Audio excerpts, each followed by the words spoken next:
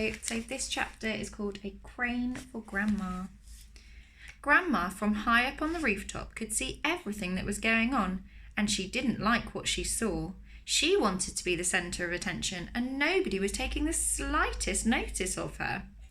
George and Mr. Cranky were running round and getting excited about the enormous animals. Mrs. Cranky was washing up in the kitchen, and Grandma was all alone on the rooftop.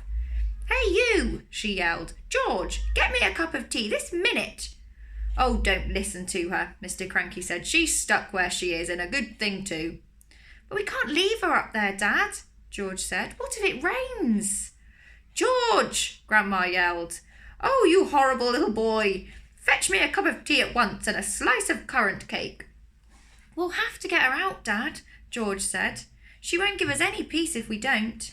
Mrs. Cranky came outside and she agreed with George. "She's my own mother," she said. "Oh, she's a pain," Mr. Cranky said.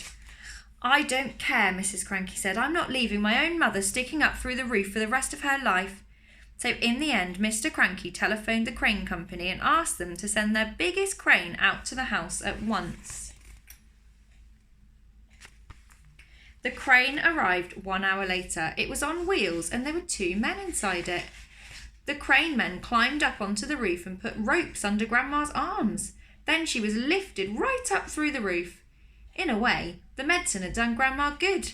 It had not made her any less grumpy or bad-tempered, but it seemed to have cured all her aches and pains, and she was suddenly as frisky as a ferret.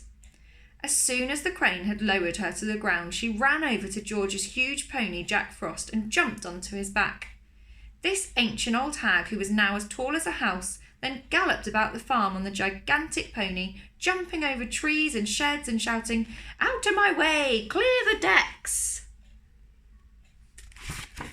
Stand back all, or I'll trample you to death," and other silly things like that.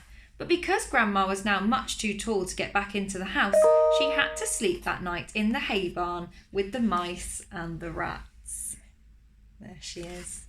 And I'll see you tomorrow for the next chapter.